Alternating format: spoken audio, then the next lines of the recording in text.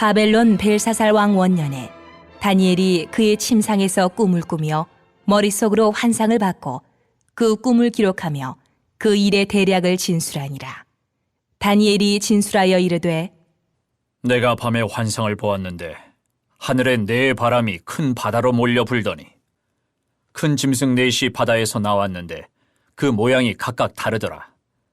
첫째는 사자와 같은데 독수리의 날개가 있더니 내가 보는 중에 그 날개가 뽑혔고 또 땅에서 들려서 사람처럼 두 발로 서게 함을 받았으며 또 사람의 마음을 받았더라. 또 보니 다른 짐승 곧 둘째는 곰과 같은데 그것이 몸 한쪽을 들었고 그 입의 이 사이에는 새 갈빗대가 물렸는데 그것에게 말하는 자들이 있어 이르기를 일어나서 많은 고기를 먹으라. 하였더라. 그 후에 내가 또 본즉 다른 짐승 곧 표범과 같은 것이 있는데 그 등에는 새의 날개 넷이 있고 그 짐승에게 또 머리 넷이 있으며 권세를 받았더라. 내가 밤 환상 가운데에 그 다음에 본 넷째 짐승은 무섭고 놀라우며 또 매우 강하며 또 쇠로 된 큰 이가 있어서 먹고 부서뜨리고 그 나머지를 발로 밟았으며 이 짐승은 전에 모든 짐승과 다르고 또 10뿔이 있더라. 내가 그 뿔을 유심히 보는 중에 다른 작은 뿔이 그 사이에서 나더니 첫 번째 뿔 중에 셋이 그 앞에서 뿌리까지 뽑혔으며 이 작은 뿔에는 사람의 눈 같은 눈들이 있고 또 입이 있어 큰 말을 하였더라.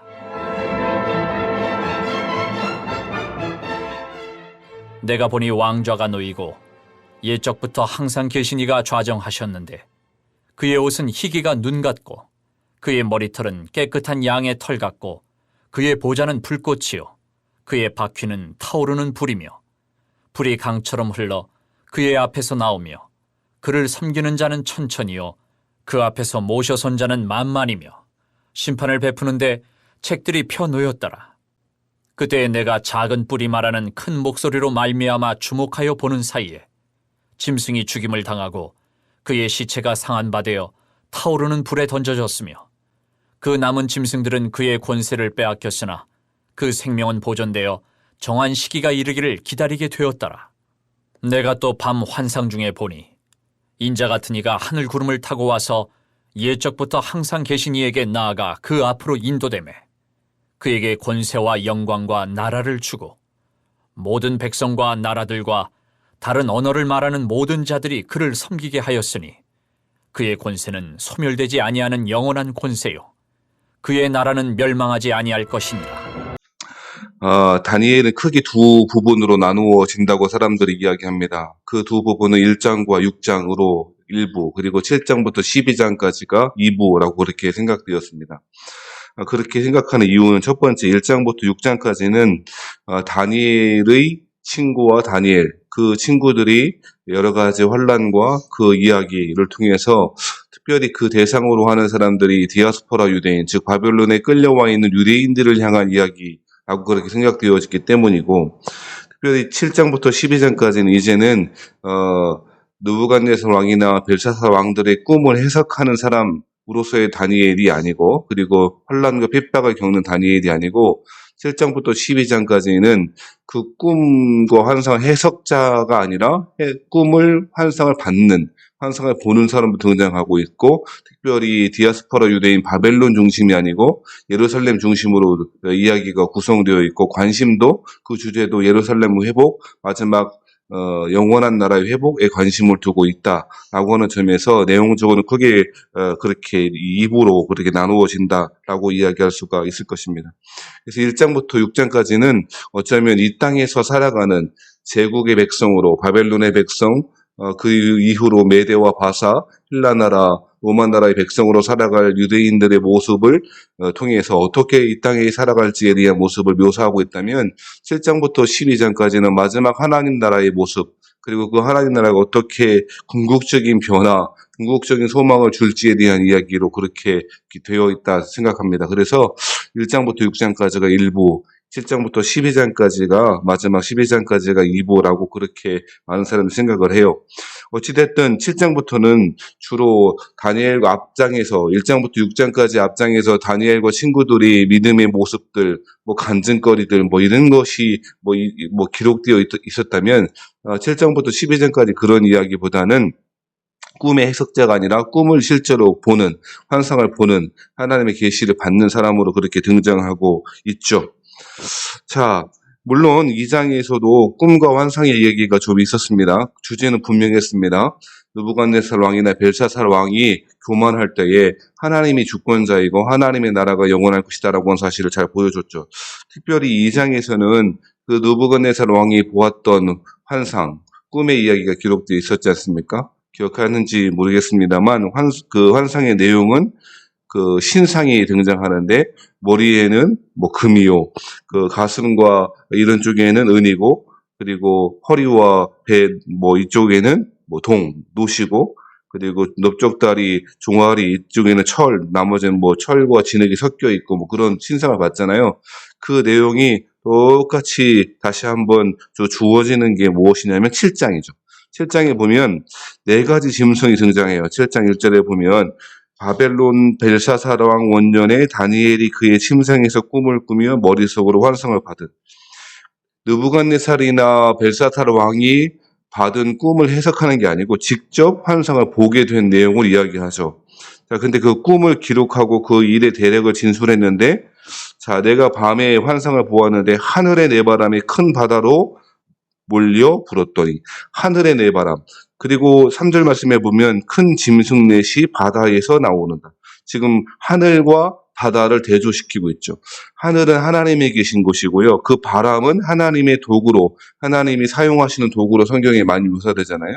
동풍이 불어왔다, 바람을 불어오게 하셨다. 이것은 하나님이 하신 행위로 그렇게 많이 묘사되죠. 그래서 하늘과 바다가 그렇게 대조되어서 그렇게 표현하고 있습니다. 특별히 3절에는 짐승이 나오고요. 7장 13절에는 인자 같은 이가 등장하죠. 인자 같은 이는 조금 이따가 살펴보겠습니다만, 인자는 사람의 아들이라는 뜻 아니에요. 그야말로. 그래서 사람과 누구와 대조시키고 있는 거예요. 짐승과 대조시키고 있는 거죠. 그래서 7장 2절부터 쭉 환상의 내용들이 8절까지는 환상의 내용들이 기록되어져 있는데, 자, 그 하늘의 내바람이 큰 바다로 몰려들고 있다.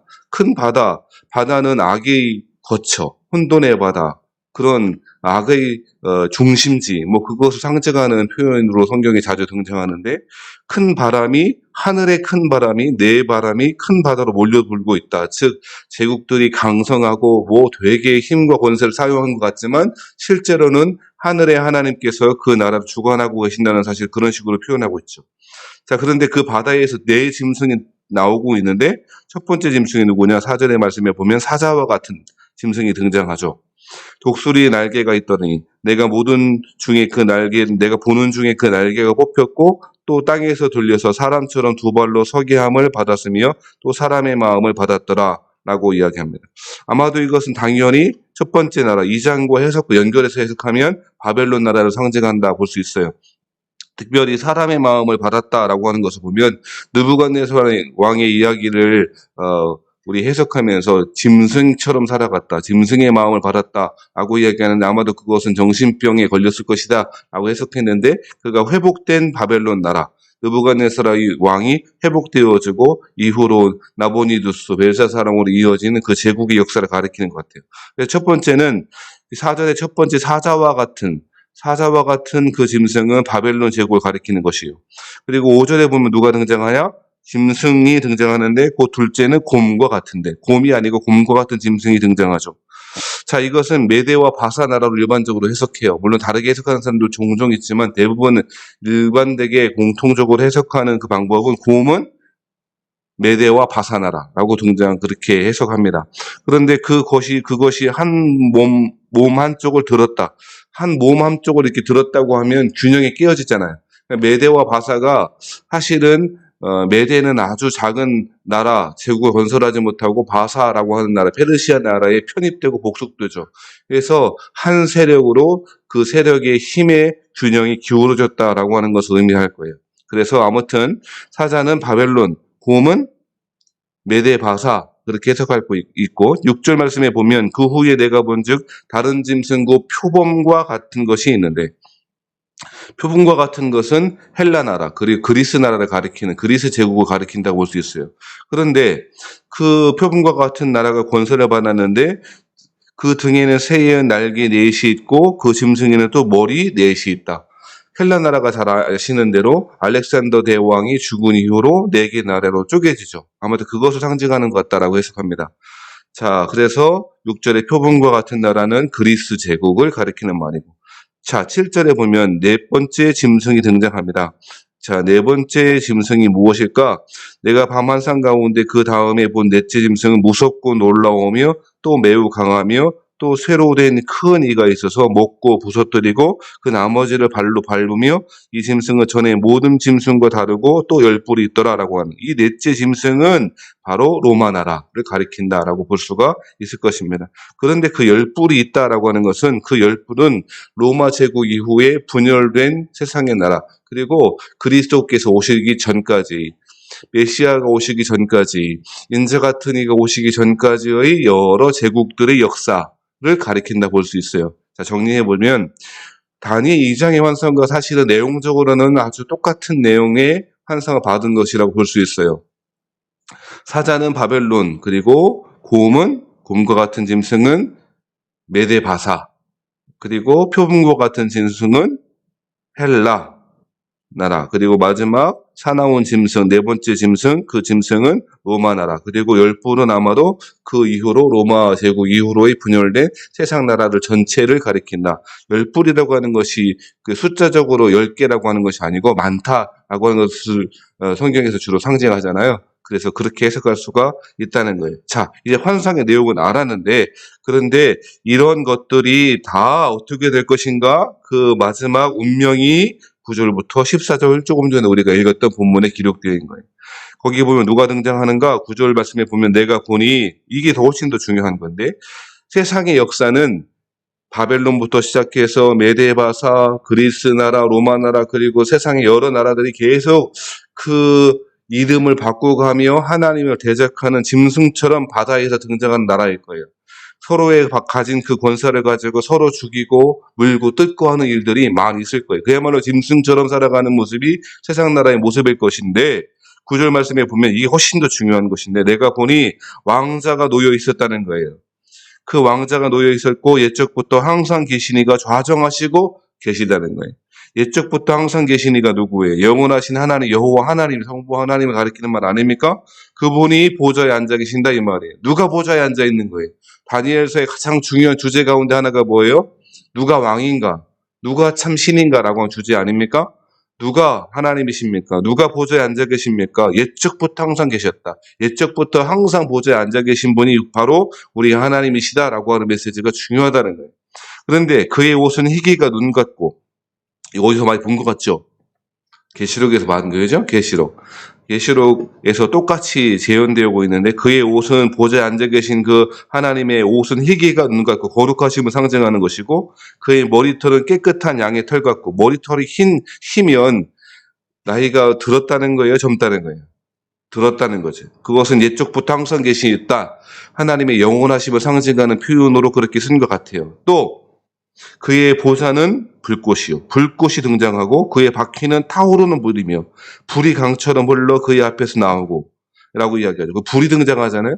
성경에 불이 등장할 때마다 항상 하나님의 임재를 소반하죠. 불은 하나님의 임재를 상징하는 것이에요. 그러니까 하나님이 앞에 보좌 앞에 불들이 나와 있다는 것은 정화와 심판을 상징하는 불을 통하여 하나님이 지금 계심을 하나님이 그렇게 심판하고 계심을 보여주고 있다는 것이죠. 그분이 근데 오래전부터 옛적부터 항상 보좌에 앉아 계셨다라고 하는 것이 중요한 이야기다라고 하는 것입니다. 그분은 어떻게 하신다고요? 이 네 짐승과 같은 세상의 나라를 심판하시는 분이다. 불로서 심판하시는 분이시다라고 하는 이야기가 바로 오늘 7장에서 이야기하고 있는 바입니다. 그래서 그를 섬기는 자 10절 말씀에 보면 그를 섬기는 자는 천천히요 그 앞에 모셔선 자는 만만이며 하늘 보좌의 모습을 묘사했던 계시록과 아주 유사하게 표현하고 있고요. 그가 뭐 하신다고요? 지금 10절 끝에 보니까 심판을 베푸신다. 공의롭게 하나님의 정의와 공의의 법대로 심판하신다라고 이야기하고 있습니다. 근데 심판을 베푸는데 뭐가 놓여 있습니까? 책들이 펴 놓여 있더라. 계시록에 의하면 그 책들은 두 가지 책이 있답니다. 첫 번째는 생명의 책이고 두 번째로는 행위의 책이 있다라고 그렇게 배웠지 않습니까? 바로 이러한 책들이 하나님의 공의로운 심판, 하나님의 정의로운 심판이 있다라고 사실을 오늘 본문에서도 다니엘을 통해서 잘 보여주고 있는 것이죠. 그래서 그 아까 전에 나왔던 그 작은 뿔들이 어떻게 말합니까? 11절에 내가 작은 뿔이 말하는 큰 목소리를 말미암아 주목하여 보는 사이에 그 짐승을 보고 있고 짐승이 말하니까 보고 있었을 거 아니에요. 그런데 그 보는 사이에 짐승이 죽임을 당하고 그의 시체가 상한벌되어 타오르는 불에 던져졌으니 그 남은 짐승들은 그의 권세를 빼앗겼다라고 말합니다.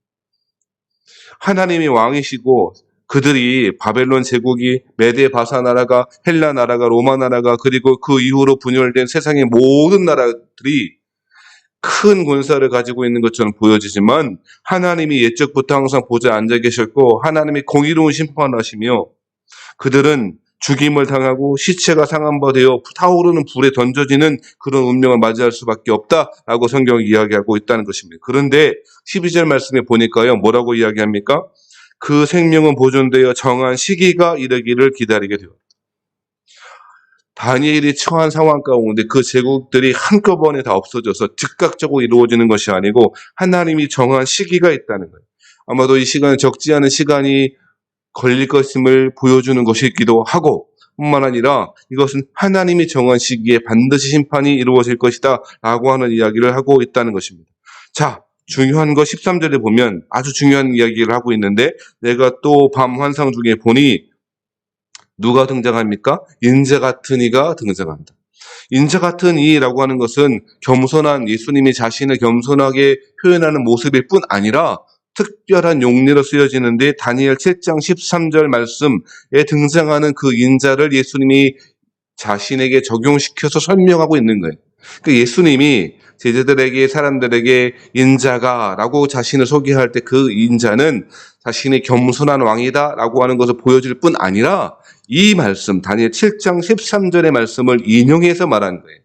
다니엘 7장 13절의 인자는 어떤 인자입니까? 조금 전에 처음에 말씀드렸듯이 7장 3절에 시작할 때 그대 짐승과 대비되어지는 짐승과 대조시켜서 등장하는 인자입니다. 즉 그 인자 같은 이는 13절 말씀에 보면 하늘 구름을 타고 와서 옛적부터 항상 계시니 이게 누구라 그랬어요? 성부 하나님이라 그랬잖아요. 성부 하나님께 나아가 그 앞으로 인도되어지고 그에게 권세와 즉 인자에게 권세와 영광과 나라를 주고 모든 백성과 나라들과 다른 언어를 말하는 모든 자들이 그를 섬기게 하셨다는 거예요. 그것이 바로 메시아의 마지막 모습이고 하나님 나라의 마지막 최종적인 소망일 거라 이야기합니다. 그러면서 그의 권세는 어떻게 된답니까? 소멸되지 아니하는 영원한 권세요. 세상의 제국들, 내 짐승과 같은 나라, 신상과 같은 나라들은 다 멸망하고 또 물고 뜯고 짐승처럼 살아가다가 결국 공의로운 심판을 받게 되겠지만 그 하나님의 나라는 영원한 권세예요. 예수님이 가진 하나님의 권세와 주권은 영원한 권세고 그의 나라는 멸망하지 아니할 것이라 성경이 말하고 있다는 거예요. 다니엘 7장의 환상은 느부갓네살의 환상에서 한 걸음 더 나아갑니다. 느부갓네살이 보았던 그 꿈에 보았던 그 환상의 내용, 신상의 내용들은 제국들이 멸망할 것이다. 교만한 제국들이 멸망할 것이다. 라고 하는 이야기에서 그쳤잖아요. 그런데 7장에서는 이제 멸망할 뿐 아니라 하나님이 심판을 베푸시고 책들에 펴놓여져 있고 공의롭게 심판을 하실 것이고 정한 시기가 되어졌을 때에 짐승이 죽임을 당할 것이다. 라고 하는 것에서 그치지 않고 그러면 한 걸음 더 나아가 진짜 영원한 권세를 가지신 분이 있다는 거예요. 그분이 누구라고요? 인자 같으니 메시아의 나라, 하나님의 나라가 바로 영원한 권세를 가진 나라이다. 그리고 우리는 그 나라의 신민으로 살아가고 있다는 사실을 잊지 말라는. 다니엘은 지금 바사 나라, 메데 나라에서 살아갑니다. 바벨론 나라에서 살아갑니다. 제국의 백성으로 살아갑니다. 이방 왕이 주는 떡을 먹고 살아갑니다만 이방 왕이 신민이 아니라 하나님 나라의 백성이 신민이며 최종적으로 하나님이 불의를 심판하시며 공의롭게 하나님 나라를 만들어 가시며 인자 같은 일을 통하여 영원한 나라의 권세가 이루어질 거라라고 하는 소망을 가지고 살아가도록 우리에게 초청하고 권면하고 있다는 것입니다. 세상에 발을 디디고 살아가지만 세상에 속하지 아니하는 그리스도인으로 살아가는 것, 그것이 바로 다니엘을 통하여 우리에게 주는 메시지라는 거예요. 하나님의 사람들은, 하나님의 백성들은 바로 이 사실을 잘 알고 이해하고 믿고 살아간 사람일 것입니다. 왕이 주는 포도주 음식을 거부하는 믿음의 자세가 필요한 것입니다. 세상에 살지만 왕의 방식대로, 제국의 방식대로 살아가지 않는다는 그 믿음의 자세가 바로 다니엘과 친구들의 자세였고, 우리가 이 땅에 살아가는 지혜일 거라라고 말하는 것입니다. 왜 그렇게 살아가야 한다고요?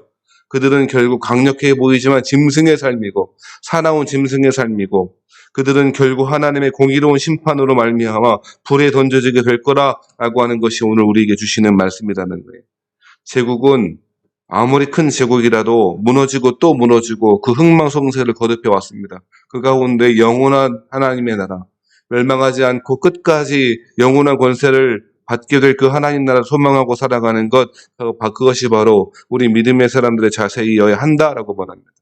오늘 기도할 때에 하나님 나라의 소망을 두고 살아가는 신자가 되도록 기도했으면 좋겠습니다. 영원한 권세, 일시적인 성공과 성취에 만족하고 살아갈 것이 아니고 하나님 나라의 소망을 두고 살아가는 신자가 되기를, 하나님 나라의 기쁨을 소유하기를 바라고 그 마음으로 함께 기도하고 돌아간 아침 되기를 바랍니다.